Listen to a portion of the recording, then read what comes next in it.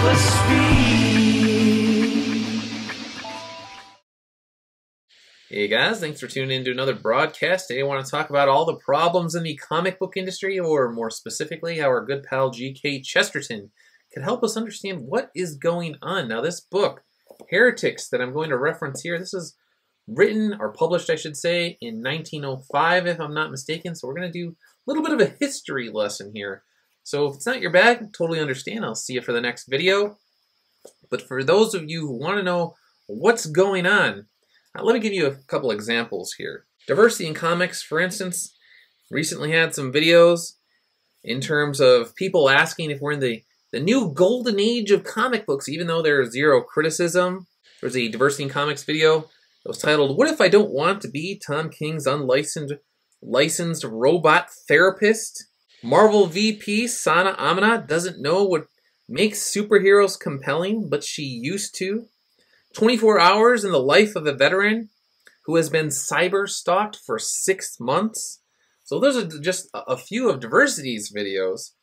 Then we have, again, this is just from Twitter, we have guys like Chuck Wendig, who was recently let go from Marvel after making all sorts of tweets about eating babies. Mark Waid saying all the heroes that you love, every single one of them, that are all SJWs.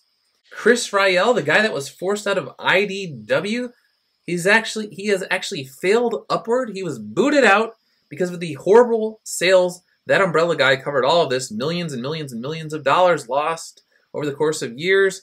He was out for a little bit, circles right back in, the revolving door, and now he's the man. He's the man at IDW. And then, of course, we have our old pal, Mr. Lehman, who says that all Republicans are monsters.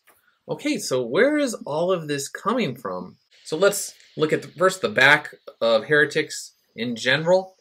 And it says, for G.K. Chesterton, truth matters. In this, he is well aware of the use of the Greek term behind the English heretic to describe one who makes a choice or takes a position, and he joins the ranks of heretics who embrace their heresies as orthodoxies, as positions that are true. He contends, quote, "We dismiss the two opposite dangers of bigotry and fanaticism. Bigotry, which is a too great vagueness, and fanaticism, which is a too great concentration." So within the comic book industry, whether the SJWs want to admit it or not, they are both guilty of bigotry and fanaticism. And so that's what we're going to talk about today. So since Mark Waid is the quintessential SJW creator these days, we're going to cover him. He loves Superman. He's the guy that says all superheroes are SJWs. He's the one who had that shill interview with Nerdist not too long ago where he talked about how he loves to write about the superhuman condition. All right, so what is he talking about? He loves Superman. But there's something missing in all of the books these days at Marvel. What's going on? We got to dig deeper into the philosophical underpinnings of these books. So, in Heretics, Mr. Chesterton says, he says, Nietzsche summed up all that is interesting in the Superman idea when he said, man is a thing which has to be surpassed. But the very word surpass implies the existence of a standard common to us and the thing surpassing us. If the Superman is more manly than men are, of course they will ultimately deify him, even if they happen to kill him first. But if he is simply more supermanly, they may be quite indifferent to him, as they would be another seemingly aimless monstrosity. He must submit to our test even in order to overawe us. Mere force or size even is a standard, but that alone will never make men think a man their superior. Giants, as in the wise old fairy tales, are vermin. Supermen, if not good men, are vermin. And so that is where we get into the modern day comic books. When you have this moral relativism, when there is no good, there is no evil, everything is just a matter of opinion. When you have civil war after civil war, heroes fighting heroes all the time, we don't know who's good and who's bad. It's all just one big blob of grayness.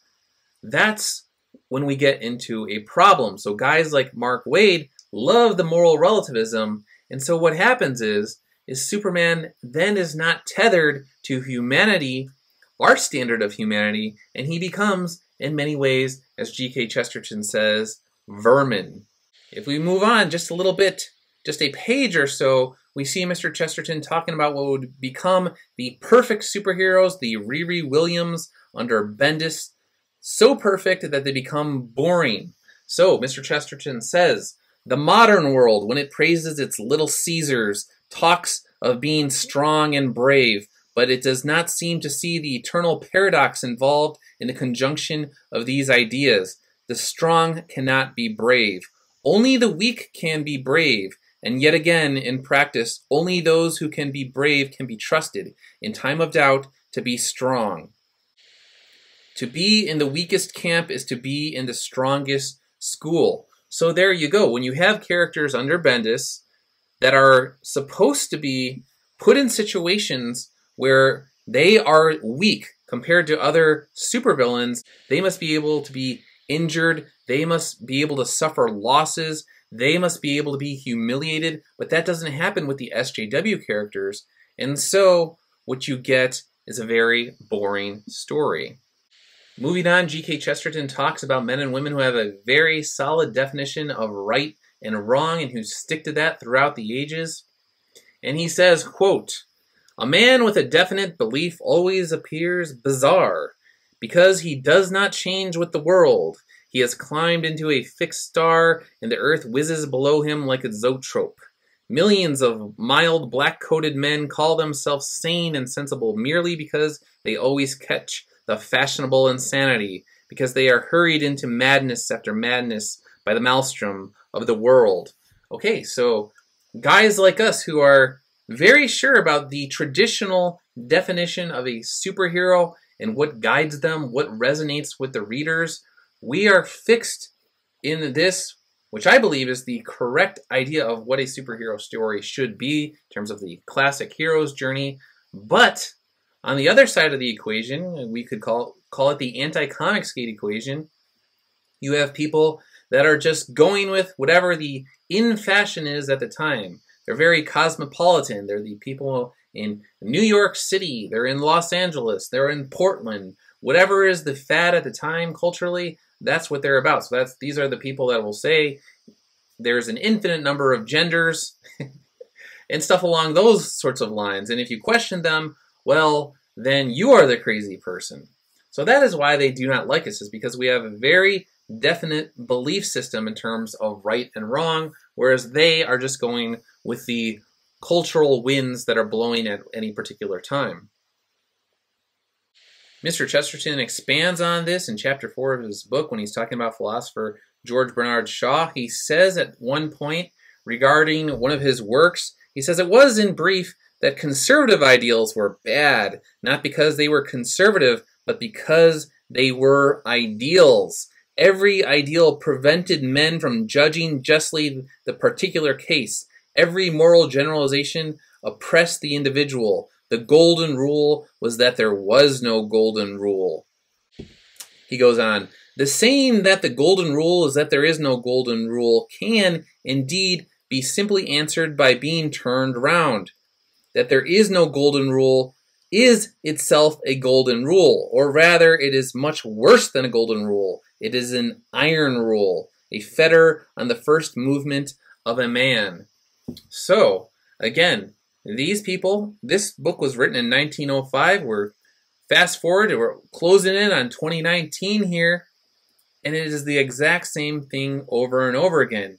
If you believe in the ideals, the ideal Superman, the ideal Captain America, the traditional Spider-Man, with great power comes great responsibility, well, that is a problem to guys like every hero you love as an SJW, Mark Waid.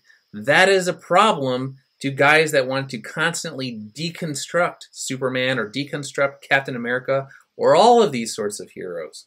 Anyway, guys, that's about it for now. I'm going to wrap this up. I know this was a heady video, but I think sometimes content like this is important. We keep seeing the same questions come up over and over again. We can observe that something is wrong, but we don't always know exactly why until we drill down into the philosophies that are held by these creators. The other moral of the story is just because a book is old, just because it was written in 1905 or even earlier, doesn't mean that we can't learn something. A lot of these guys are very wise, and they could shed a lot of light on what is going on in 2018. Again, thanks for everything. I'll be back with another more traditional video in the very near future, and I'll see you guys soon. See ya. Take it on.